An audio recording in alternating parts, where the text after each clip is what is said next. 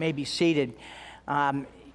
We're in Job chapter 29. If you have, there's a pew Bible in front of you. If you don't have one, it will be on page 435. And as you settle in and turn to the book of Job, just a personal note, Joy and I will be leaving Wednesday morning to drive to Virginia and West Virginia, and we will be back Monday. So we certainly will miss you next to Lord's Day, but we're going down to see, she's going down for a baby shower, and I'm not.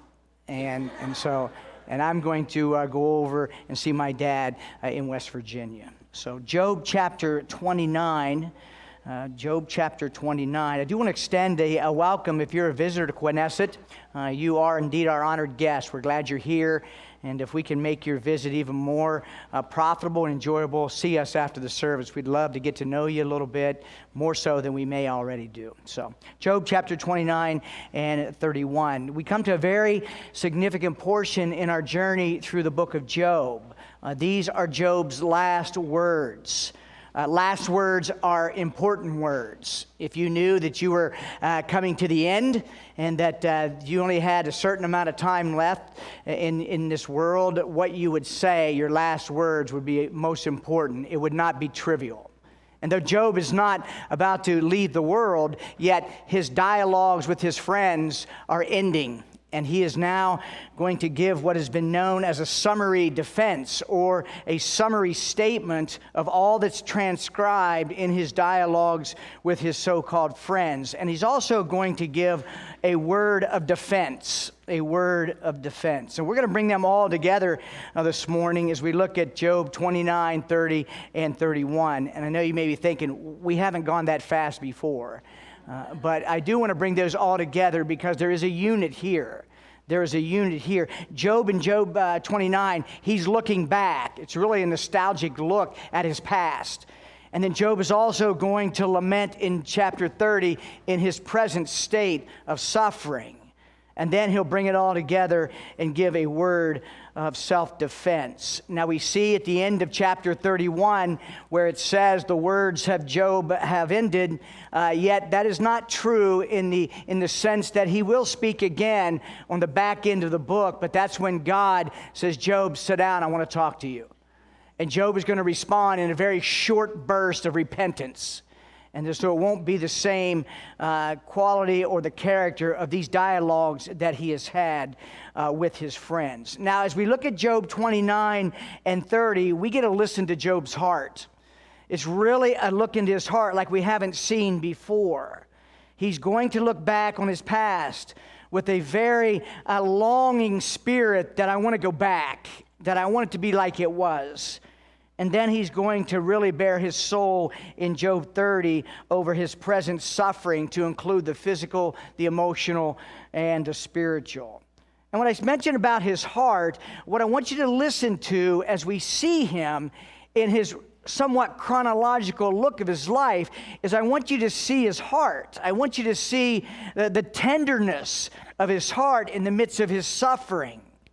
I also want you to see the openness of his heart in the transparency that he's sharing out of the depths of his pain.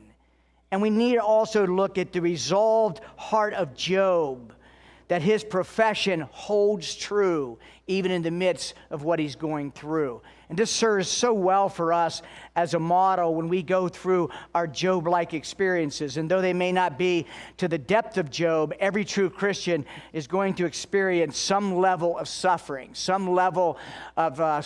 be it spiritual, emotional, and physical. So Job, in many ways, serves as a model of suffering, but as we've seen, there's so much more in the book. Well, let's pick it up in chapter 29. And what we're seeing here in 29 is Job's longing for past happiness. He's taken a look down memory lane, so to speak. And the first thing we see, beginning in verse 1, is he longs for a restoration of divine fellowship. He longs for the intimacy that he once had with his God. And we read, and Job again took up his discourse and said, "Oh, that I were as in the months of old." Now look in the man's heart. He has this deep-seated yearning that I want to go back to the better days. I want to go back to when it was good. Now remember, this is all good, but Job doesn't get to read Job 1 and 2. We know how the story ends. We know that he is being on display as a trophy of God's grace. He doesn't know this. So he is longing for that divine fellowship that he now feels it's gone, but in actuality, it never left. He's just not aware of it. In an experiential way, he's not aware of it. And so the lesson there for us right out of the gate is the presence of God is in your life, whether you feel it or not, believer. And you rely upon the promises of God, and you lean upon the person of your God when the lights are out. When it's dark, it's his character, it's his promises that sustains you, not the ebb and flow of experience as you go through these periods. And Job would say, oh, that it was like it was in months of old, as in the days. Now look at the verses. When God watched over me, when his lamp shone upon my head, and by his light I walked through darkness. As I was in my prime, when the friendship of God was upon my tent, when the Almighty was yet with me. Look at the heart cry of Job. He's not asking for restoration first and foremost of his material things. He's not even asking for the restoration of comfort or the deliverance from difficult circumstances. He's asking for his God. He wants his God. He wants the closeness, the protection of God as he once watched over him. He's looking for the direction of God as his lamp shone up on his head. And he's looking once again for the friendship of God. And friends, that's what the gospel has done for us. The gospel of Jesus Christ has created a reconciled relationship to where we too can long for that closeness with God, and knowing that the barrier has been broken down, that we can come to God and we can enjoy the friendship of him. The pictures that Job is painting of his longing, his nostalgic look back for divine fellowship, it's a picture of intimacy. It's a picture of protection. It's a picture of closeness. And we see this in Psalm 42 with the sons of Korah. The sons of Korah would start out the psalm, as a deer pants for flowing streams, so pants my soul for you, O God. My soul thirsts for God, for the living God. Does that not describe Job? Job is parched. Job is so hungry for his God and the fellowship of his God. And the sons of Korah would go on and say, my tears have been my food day and night, while they say to me all the day long, where is your God? And so Job, in a very real way, models the traveling past of all saints through history. He longs for better spiritual days. And friends, one of the things that you must understand and look into your own life is ask yourself this: do you have this thirst? Do you have this thirst where Job says, oh, that I knew you once again? Are you in your state of your spiritual condition now where you have this yearning for God? You have this yearning for the presence of Christ and the enjoyment of fellowship? And it could be in the darkness that you're yearning for that. But it is a healthy sign always of Christianity when you yearn for God. Not that you yearn to serve, that's important. Not that you yearn to gain a deeper knowledge of him, that's important. But that you yearn for God himself. That earnestly I seek you. My soul thirsts for you. That's Job. Job yearns for this divine fellowship. Robert Murray McShane said, oh, for a closer communion with God, till soul and body, hand, face, and heart shine with this divine brilliancy. And so, friends, if you want to know or have the heart of Christ for people and the heart of Christ for his church, you must get the heart of Christ. You must draw yourself near as the restoration of divine fellowship beats deep in this suffering saint called Job. But pick it up again on verse 5. Here's a second longing for Job. Not only does he yearn for restoration of divine fellowship, and by the way, note this about Job. The most important thing in his life was his walk with God. The most important thing in life wasn't his earthly relationships. It wasn't his earthly material things. It wasn't his earthly achievements. It wasn't his earthly accomplishments. And he cries out of the depth of his pain, this is what he wants. He wants restored fellowship with God. As a Christian, you and I, our number one relationship is that with the living God. And I'm convinced more and more in my own journey, we get the vertical right and the horizontal follows. Well, what about the next thing that he longs for? Verse 5. He goes on yearning for the fellowship. He says, when the Almighty was yet with me, but now note the transition in the end of verse 5. When my children were all around me, when my steps were washed with butter and the rock poured out for me streams of oil. When I went out to the gate of the city, when I prepared my seat in the square, the young men saw me and withdrew, and the aged rose and stood. The princes refrained from talking and laid their hand on their mouth. The voices of the nobles were hushed, and their tongues stuck to the roof of their mouth. When the ear heard, it called me blessed, and when the eye saw it, it approved. What is Job doing now? He goes from this intense longing for restoration, divine fellowship. He now wants the restoration of temporal blessings and reputation. Temporal blessings and reputation. Notice again, he says, when my children were all around me. What's he doing? He's remembering what he lost. He's remembering the days where they would have family reunions and they would come and he would lead his family in worship. These are gripping pictures of longing and of sadness. And he includes the remembrance of the loss of his children. And no matter the passing of years, this is a pain that never leaves. For those who've experienced the loss of children, it's a pain that never goes away.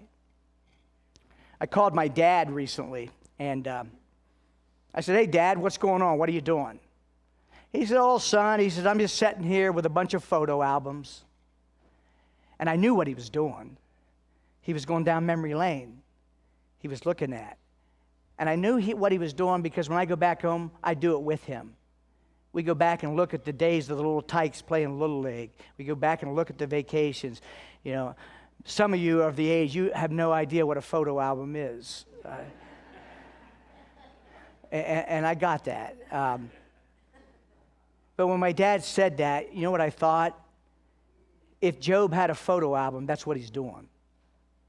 If Job had a phone, that's what he's doing.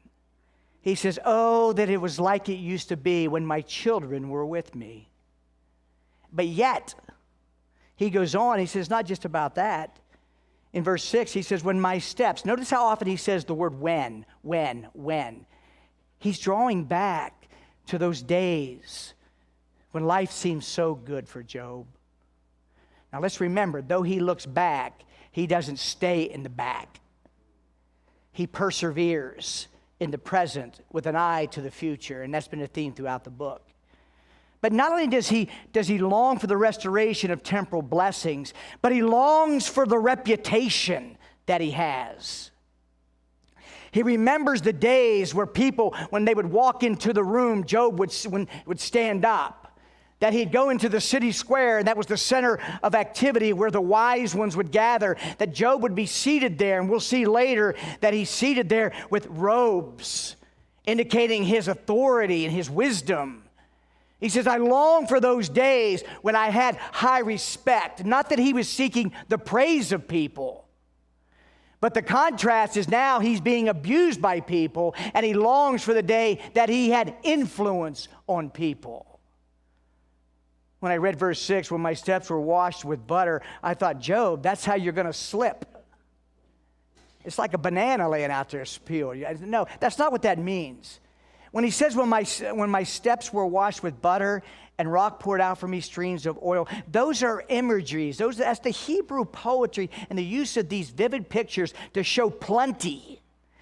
Because when you look at Job, what he had, remember all the flocks, remember all the things he had? When he says washed with butter, the word actually means curds. Curds from the milk of his herds. So he's saying, oh, I long for the day when I had plenty from my herds.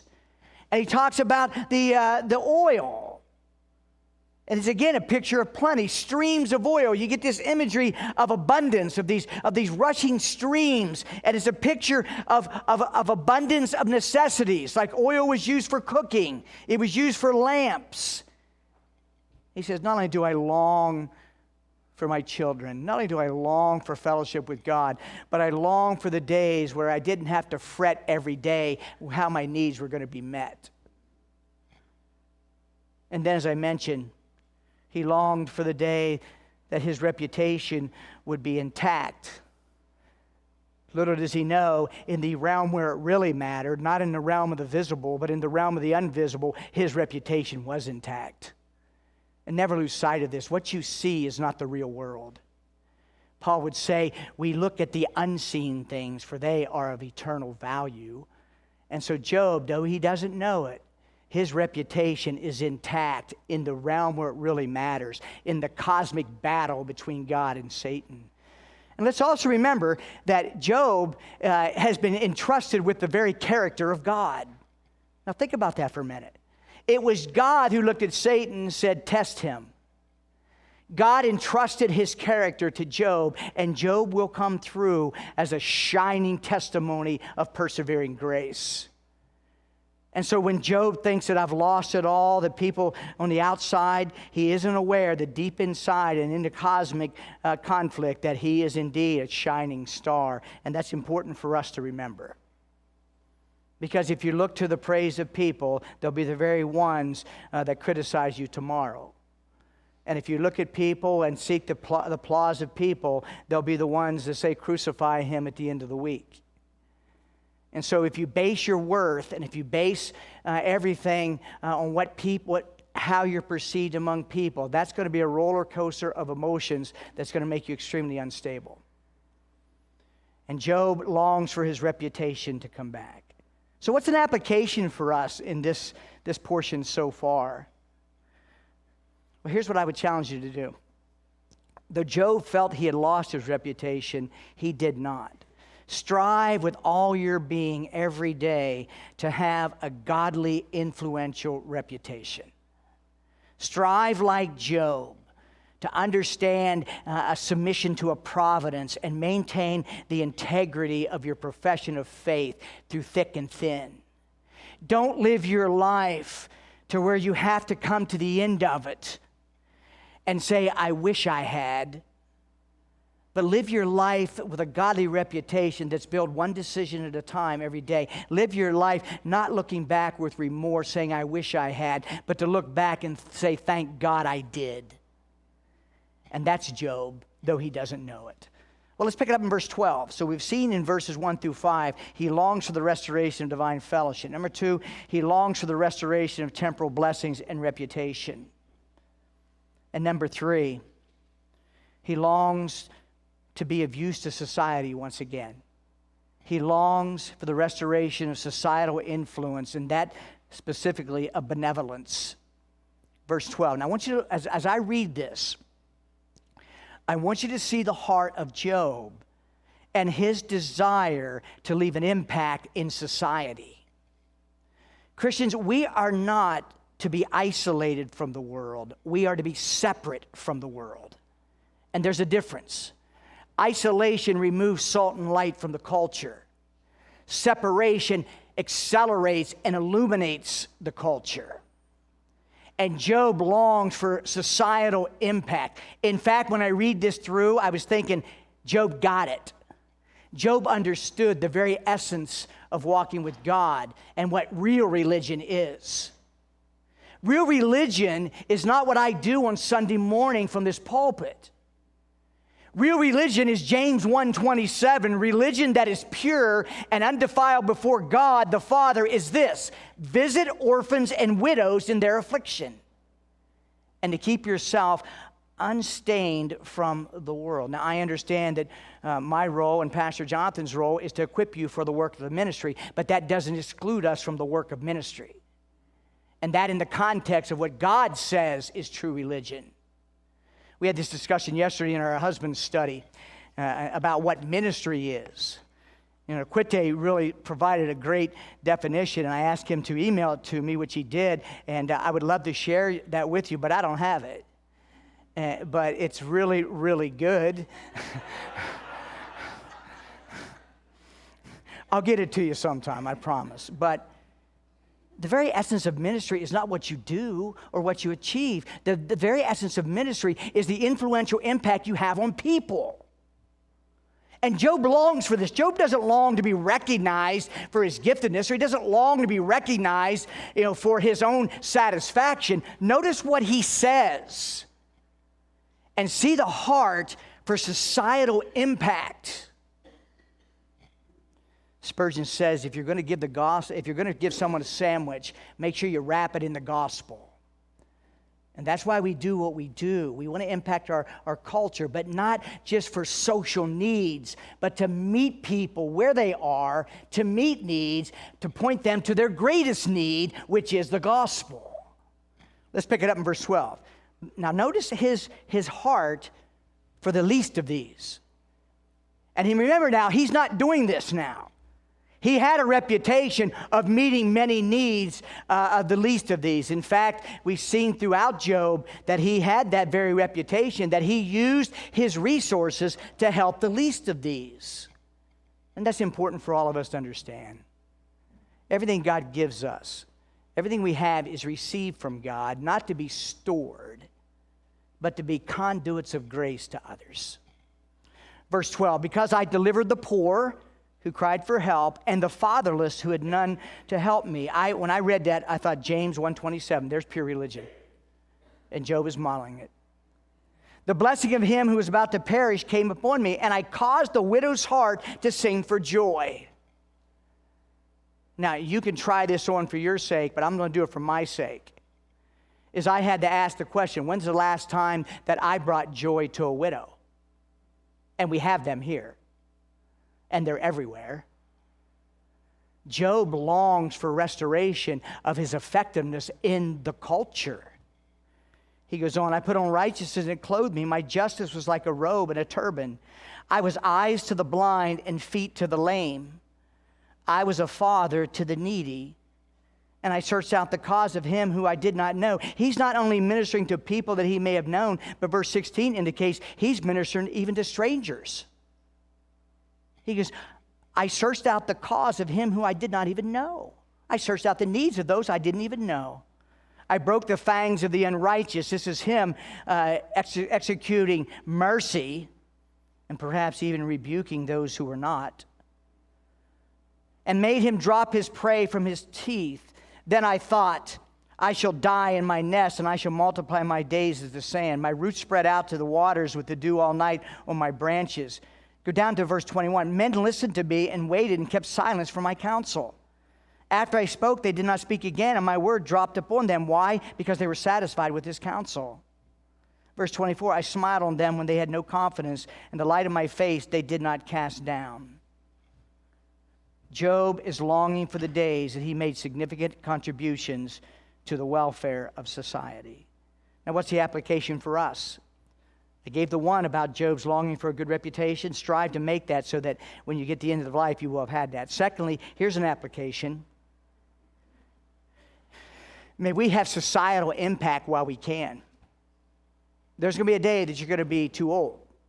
There's going to be a day that you may not have the mental capacity. There's going to be the day that you're not going to have the physical means to do that. We need to make the impact while we can. And so Job longs for the day that he could. 1 Thessalonians 5:15, see that no one repays anyone evil for evil, but always seek to do good to one another. And notice what Paul says, and to everyone.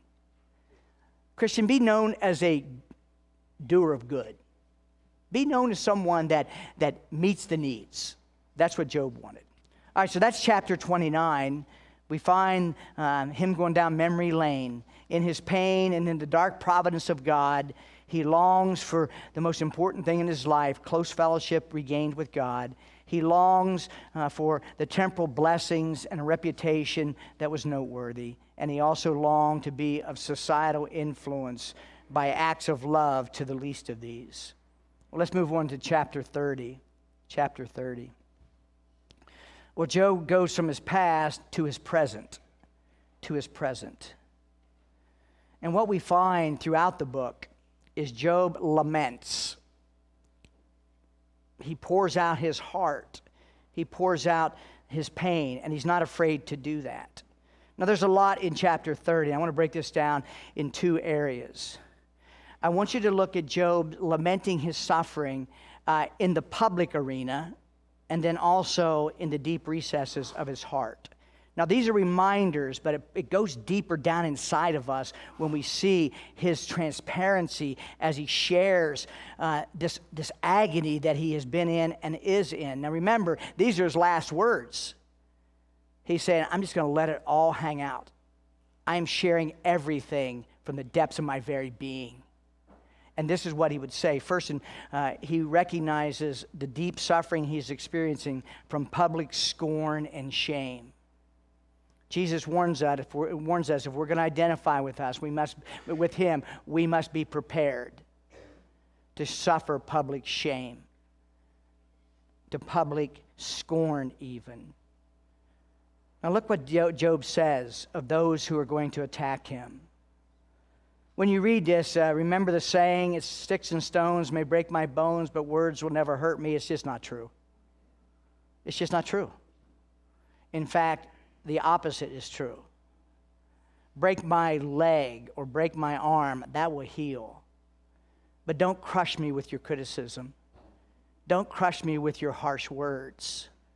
And I say not that you're doing that to me. I'm saying that from the standpoint of all of us. Be very careful how you talk, because not only will it come back again to us, but Proverbs warns us there's one whose rash words are like sword thrust. And here's what's wrong, here's what's really painful about that, is once you say it, you can't reel it back. Once you slice someone with a critical word or a loveless word, you can't bring that back. And you don't know the depth of pain they're already in, like Job, and what you've done, and you profess to be a Christian, you have just thrown gasoline on a fire that is already out of control. And Job has been worn down now for all these chapters we've seen from Eliphaz, Bildad, and Zophar. These self-righteous, pharisaical guys have used truth and have wounded him severely. And now Job would extend this lament in Job 30 and say it's not just them, it's everywhere. Derek Thomas has said this section of Job 30 that Job is receiving verbal cyanide. And he certainly is. And so I would ask you, do you give verbal cyanide or do you give verbal grace? Pick it up in verse 1. But now they laugh at me. This isn't just a little sneer. This is bellowing. They laugh at me. Men who are younger than I, whose fathers I would have disdained to set with the dogs of my flock. Job is calling these guys, he's calling them scavengers, as we'll look through here. He's calling them ruffians. He's calling them outcast. He's calling them the worst thing that they could be called in society. And he says, I would even let their fathers take care of my dogs. They're that bad. This is how much pain has been inflicted upon him by the verbal abuse of people. He goes on, look down at verse 8. I'm not going to read all of this. Do that on your own. But what I want you to see as you do read this is to see the cruelty of people against people. Now, I would expect the unsaved to do this. I would expect the worldly to treat people like this. Oh, may it never be said of the Church of Jesus Christ. May it never be said that we have a tongue that's sharp and stabs. He says in verse 8, a senseless, a nameless brood. They have been whipped out of the land. Now I have become their song. I am a byword to them. They abhor me. They keep aloof from me. They do not hesitate to spit at the sight of me. These are extremely graphic pictures of verbal abuse, as well as in some measure a physical abuse. They mocked him, as I mentioned, like scavengers. And all through the dialogues, we come to the very last statement of Job. And what does he focus on the most about his pain is how he was abused verbally by people. I found a couple poems. These are pretty good. One's from an unknown author. He said, a careless word may kindle strife. A cruel word may wreck a life. A bitter word may hate instill. A brutal word may smite and kill. A gracious word may smooth the way. A joyous word may light the day. A timely word may lessen stress. A loving word may heal and bless. And friends, every day in your families, in your workplaces, among your neighbors, in your people that you meet with, every day you have a choice. Either to have a tongue that blesses or a tongue that hurts. And that's what James says. How can this be? You bless, but then you curse? Well, Job laments his public shame. And deep down inside, can't you hear him cry, oh, I just wish someone would give me a good word. I just wish someone would come alongside of me and not beat me down, but would lift me up. But when you look at the scorn and the shame of Job, you know what you must also do? Is look at one who took a far more verbal beating than Job or any of us. We must look beyond Job because in many ways we see Job as a type of Christ in his sufferings. And what do we hear of the Lord Jesus when he was bombarded by people in those last hours? This is what Matthew would write.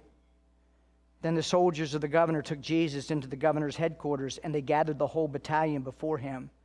And they stripped him, and they put a scarlet robe on him. And twisting together a crown of thorns, they put it on his head.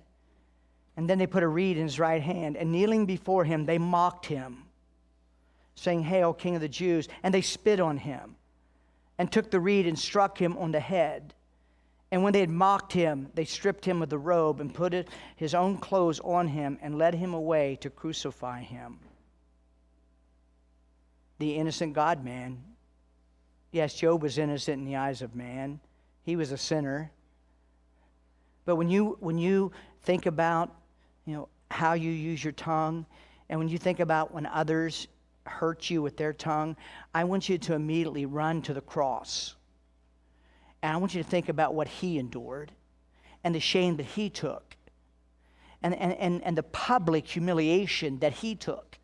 And then I want you to be lost in the holy wonder that he did that for you. And he did that for me. And when you want to get combative and defensive, go to the one who did not defend himself. Go to the one who took that beating, hung on that cross, and cried out in the very first words from his cross, Father, forgive them. They know not what they do. And so what do we find with Job? We find he's lamenting the mass destruction that the tongue can do. Well, what else? Well, let's take a look at Job 30, verse 16. We now have Job lamenting over the physical, spiritual, and emotional suffering that he has endured for a long time. We also have glimpse of Christ in this section. We also have glimpse of the Apostle Paul when he says, I am poured out like a drink offering in the Philippian letter. Look at verse 16. And now my soul is poured out within me. Days of affliction have taken hold of me, days that turned into weeks. The night racks my bones, and the pain that gnaws me takes no rest. Some of you experience those night pains where you dread going to bed because you know you're going to be met with the agony of pain. You know that you're going to be met with fear. You're going to be met with terror. You're going to be met with all these things as you go through, and God works wonderful things in your life. Job says, I can't even get a good night's sleep. The night racks my bones, and the pain gnaws me and takes no rest. And worst of that comes in verse 19 and through 21, actually 22. Is it lost not only the fellowship with his God, but he sees God as his enemy. He sees God as an adversary. God has cast me into the mire, and I become like dust and ashes. I cry to you for help, and you do not answer me. I stand, and you only look at me. He has an overwhelming sense of abandonment from his God, and he has felt this. Friends, when you go through those times, and you're going to have those times where you're going to say, where's God in this? Where's the comfort? Where's the joy of your presence? You're going to have those times as a Christian, and it won't be because of sin. Now, yes, there'll be times that God will chasten you by moving away a sense of his presence because of sin. But let's remember, Job is not in sin, and yet the lights are out. And he's crying out to his God, where are you? Why are you torturing me? It's very important we understand God does not chastise Job for this. Job is speaking out of his emotions. He's speaking out of his pain. And never, and I said this earlier, never let pain be your theologian. Never let suffering be your interpreter. Never let circumstances be your sole interpreter. Is it Job is lamenting God has abandoned him, but Job doesn't realize it, but God is as close to him as he's ever been. He cries out like David in Psalm 31. My life is spent with sorrow, and my years with sighing. My strength fails because of my iniquity, and my bones waste away. Well, what's the application from this? We saw application in Job's reminiscing of the past. What about the application for the present agonies, both inwardly and outwardly? Friends, it's very important that we understand, and I say this to myself first. There are lessons that you need to learn about yourself and about your God that you cannot learn without the deep trips into the fiery furnace of affliction. You cannot mature to the level that God would have you. You cannot understand more of your sinfulness and your need of grace without going through the furnace, without going through those dark times. Because in those dark times, you learn submission to sovereignty, as mysterious as it is. In those dark times, you intensify your yearning for God. And in those dark times, you'll find yourself weaned from the pleasures of the world because they are not going to satisfy your soul. And so don't rebel in those dark times. Pour your soul out to God like Job did. But don't rebel against those. Those lessons are extremely valuable. And God will make it known when the lessons are learned. Look beyond your present pain to God's purposes in your pain. Rest in that. Because whether you feel God is good or not, God is good. Whether you feel or not He's abandoned you, He has not. And Job laments all these things to show the depths that a believer may go in suffering. Well, let's bring up to Job 31. His past, his present, and now his truly final words. In Job 31 is his self-defense.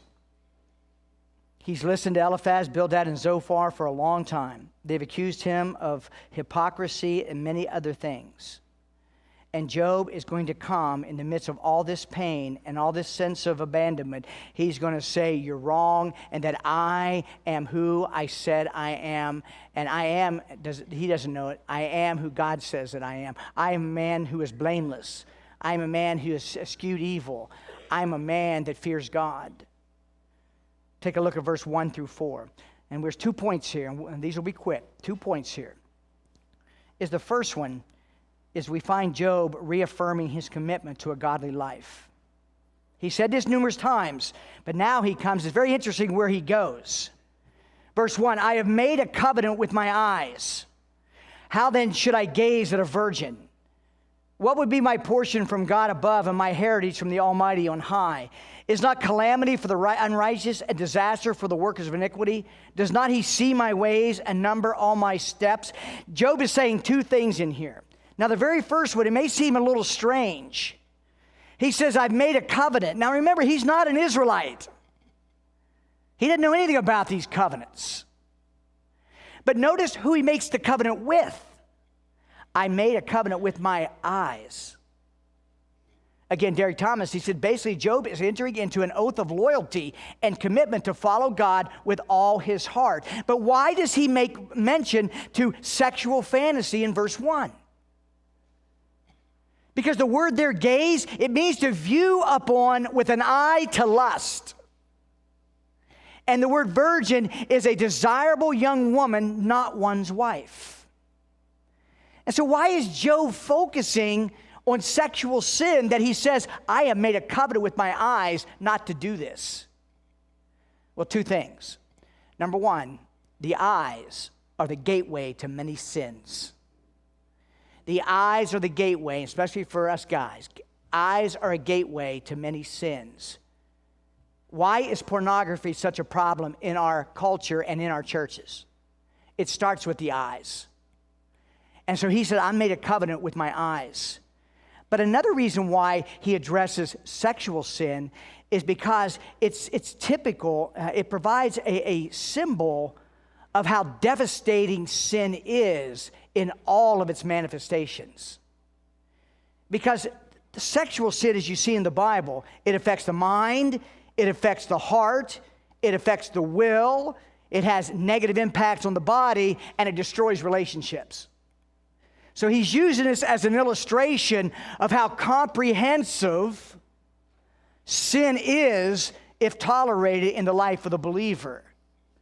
But not only that, he would do so because he knows that to have fellowship with his God, he's got to be pure. He's got to be holy. And God tells us in 2 Corinthians 7:1, cleanse ourselves from every defilement of body and spirit, bringing holiness to completion in the fear of God. And he would also say, strive for peace and for the holiness without no one will see the Lord. And so Job shows the impurity of that. And he says, I'm not impure, and I'm not going to be impure. Now, as you work your way through 31, verses 5 through 40, we could spend the next hour and a half working through this. And all the food at the Providence would be cold. So what I'm going to do is I'm going to list these for you. They're already in your book, but these are the very things. The second point here is Job, his defense of a godly life. He's already told Eliphaz, Bildad, and Zophar he's not guilty. But I want you to notice the depth of his evaluation of himself. One of the most important disciplines you'll do as a Christian is self-examination. It's a lost discipline.